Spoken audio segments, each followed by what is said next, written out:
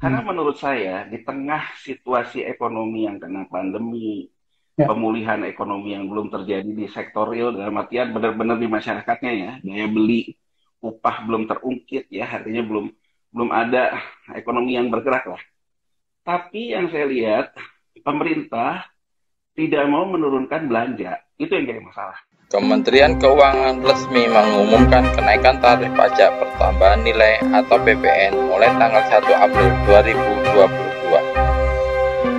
Hal itu diumumkan oleh Kepala Biro Komunikasi dan Layanan Informasi Rahayu Puspasari pada hari Jumat 1 April 2022. Dia mengatakan, kenaikan tarif merupakan bagian dari kebijakan reformasi fiskal.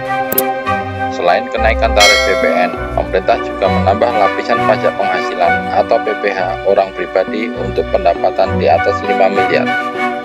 Benarkah kebijakan ini pro rakyat? Inilah Mata Pena.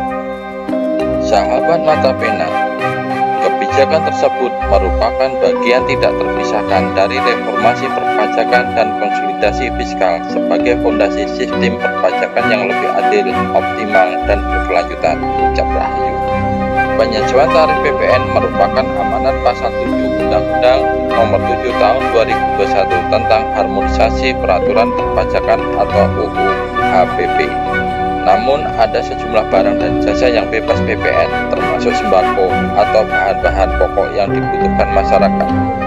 Barang kebutuhan pokok yang bebas PPN adalah sebagai berikut: beras, gabah, jagung, sagu, kedelai, garam, daging, telur, susu, buah-buahan, sayur mayur, dan gula konsumsi.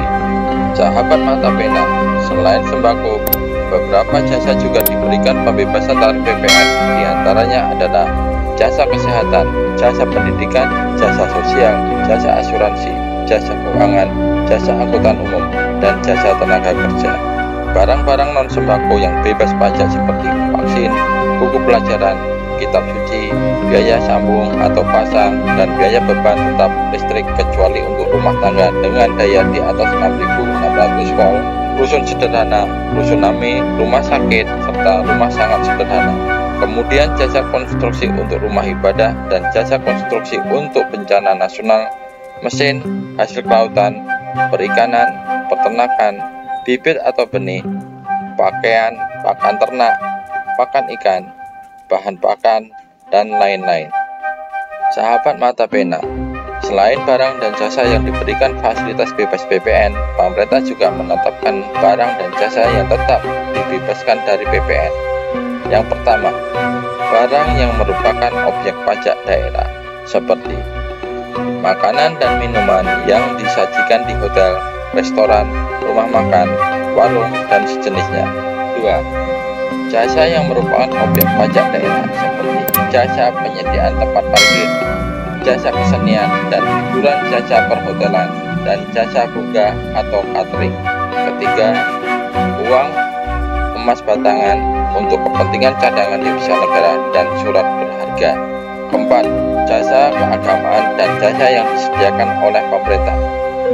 Pemerintah akan terus merumuskan kebijakan yang seimbang untuk menyokong pemulihan ekonomi dan membantu kelompok rentan dan tidak mampu bagi masyarakat.